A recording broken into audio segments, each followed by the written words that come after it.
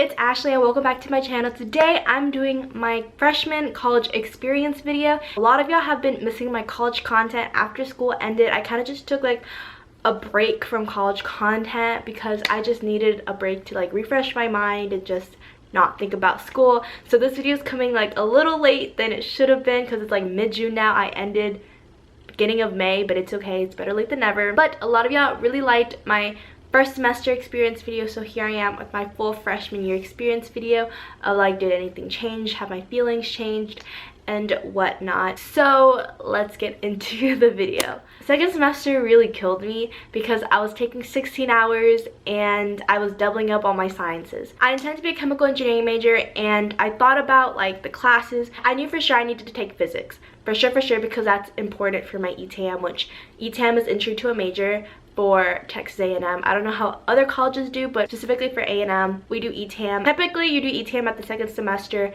of your freshman year in April, and you find out if you get into your major in the summer. So if you're auto admit, you find out before holistic review. If you don't have a 3.5 or higher, you're into holistic review, and you just basically rank your majors and then they put you into major, but regardless you're put into a major. So that's basically what ETAM is. Basically how do you apply for ETAM is you have to take prereqs and you have to make sure you take all the prereqs. So physics is like the one thing that was like holding me back. Like I had all of them. It was like it changes every year depending on like how A&M changes the engineering curriculum. Basically for my year we had to take like the 2 engineering classes, which was like 102 and 160. I don't know, it's been like a month and I already forgot like the names, but basically it's there's 2 engineering classes, I think like 2 math classes, and you needed 2 sciences. And what was like weird was I technically had my 2 sciences because I took 2 semesters of chemistry, but I didn't have physics. If I had dropped physics, which I really thought about that like a lot. Physics at A&M literally kills people.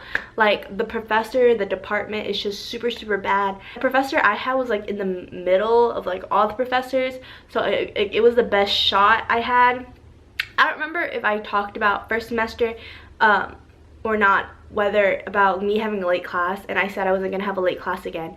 But here I am, second semester, I ended up taking a late class.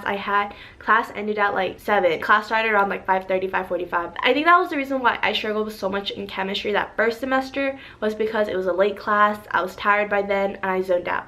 Physics was a late class. I was tired. Literally, I don't recall ever listening to a lecture. Like I tried to listen to a lecture and I couldn't follow. And I did all the pre-lectures, I did everything. It was just like a topic that like I simply didn't understand, and then having a late class to it just made it even worse. And then when it came to studying time, boy, like I literally like, it was YouTube organic chemistry tutor. That's literally like, that was my physics teacher. Like he literally taught me everything in physics, but at the same time, physics was like that one class I was struggling so hard in. If you remember first semester, I was saying how like I don't know if chemical is like the right route for me, but I literally fell back in love with chemistry this semester. Like I had an amazing prof. If you have the chance to take Dr. Collins, like he's literally amazing. Like there's a like a love-hate, like you either love him or you either hate him. Like his like rate me, it's like but he was like one of the best profs I've ever taken, and I love him so much. A lot of people think he just fails students, but I personally think his exams are really fair, and if you do the work you'll get the grade you deserve. And I literally love him so much. And it was like I had chem in the morning. It was like 11 a.m. I just loved it. Like yeah, the workload was really heavy. Chem probably gave me like the most homework workload there was, and there was like a lot of studying, but I really liked it and I got the grade I wanted, and it was all fine and dandy. But physics on the other hand, I was struggling so hard, and whenever everyone's like talking to me, they're like, wait, you're taking chemistry and physics? Like I don't know who's like dumb enough to do that, but me obviously. For the final, because I knew I really like, I wanted to give my all for the physics final. Like I think it was like my first final, my finals, because it wasn't during finals week, which thank the Lord it wasn't, because I probably would have died if it was during finals week. It was the week before finals, so it was the first final I had. I didn't have to worry about it anymore. I kind of wish that I had did outside tutoring from the very beginning, because final I went to outside tutoring like every single night from like 9 to midnight every single night, and I wish I did that for like the other exams. Who knows, like maybe my grade would have been a lot better than it did. I literally had a breakdown. I remember my last round of exams, I literally was burnt out because normally like half my classes are like 1 week and the other half of my classes are the next week. So my exams typically are like spread out within 2 weeks. But that last round of exams, all my exams were that 1 week, and I was so burnt out because I'm the type of person that like I should study each class equally, but for me, I don't know why, but I need to change the studying habit. But I literally study for the exam that comes first, and I don't touch the other exams.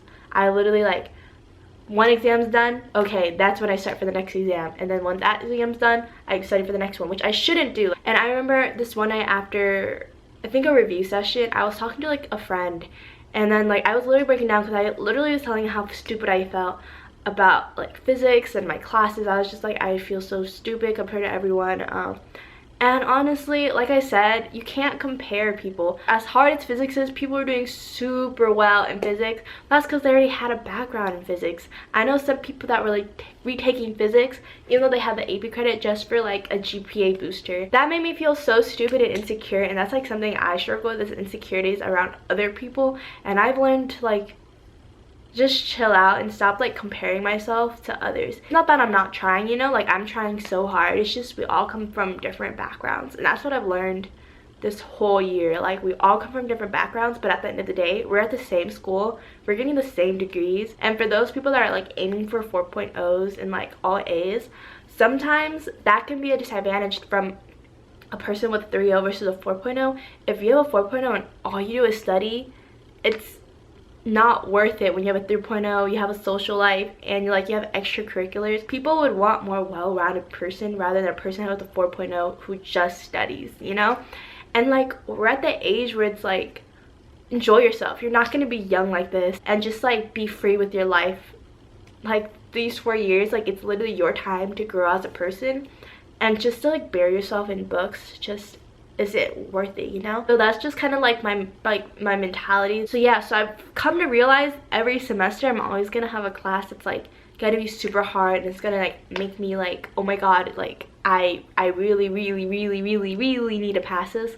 No semester is gonna have like a class where I'm like, oh for sure, like I have this in the bag. Like it's college, it's here to challenge yourself, it's here to make you try harder and think harder, and just like, I don't know, like just enjoy it in the process, you know? But I really don't know what else to say besides like me struggling in physics. So that was like my main second semester experience.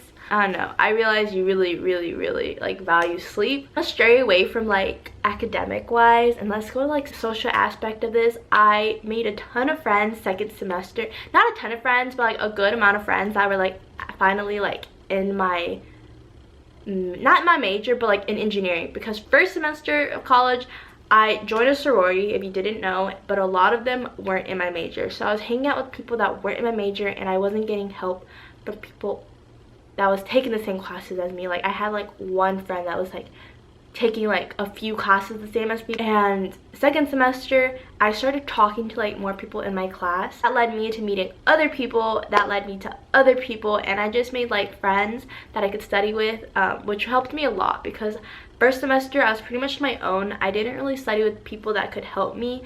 I just kind of like based on like what I learned, and which isn't the best. You should always like use your resources and ask for help.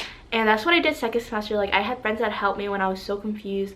Honestly, chem, a lot of my friends are like going pre-med track, so we take the same chem. We had different professors, but like we learned off of each other. We went to review sessions for like different professors. Like we went to each other's like test reviews, and we all were like taught different things, or like we were tested on different things. So we would just like learn or like put use to like what we learned to like what they're being tested on, so like our knowledge is like a lot stronger, and a lot of things make more sense and click in your head more, and that helped a lot. And then for us like engineering wise, I made engineering friends, and they helped me when I needed help, and they kind of like helped motivate me when I was down, because you're literally doing just fine, you know, like you're gonna be okay. Like don't be so harsh on yourself, especially like math 152, which is calc 2. It's hard to explain it to people who don't take the class, you know. My cousins that take engineering at UH, calc 123 are like literally GPA boosters. Like they're like the easiest math, I guess, whereas calc at A&M for engineers, they are literally weed out class. Like 151 was like okay, 152 literally is a weed out class. It's supposed to be like the hardest math class that you ever take at A&M. Like Calc 3 is hard, but it's not as hard or as much as a weed out as 152. The classes I take freshman year are literally like weed out classes. Physics is a weed out class, like it's so hard. Chem, kind of a weed out class, depending if like you're good at chem or not, but most people aren't good at chem, so it's a weed out class.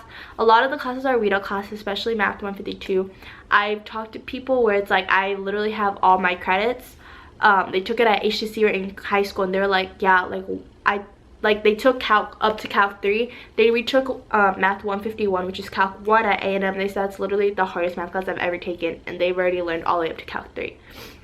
Imagine 152. Like that class was, it was a struggle, you know, like it was a struggle. But it's okay, we made it out alive. I'm curious to see how calc 3 is gonna go, but there's that.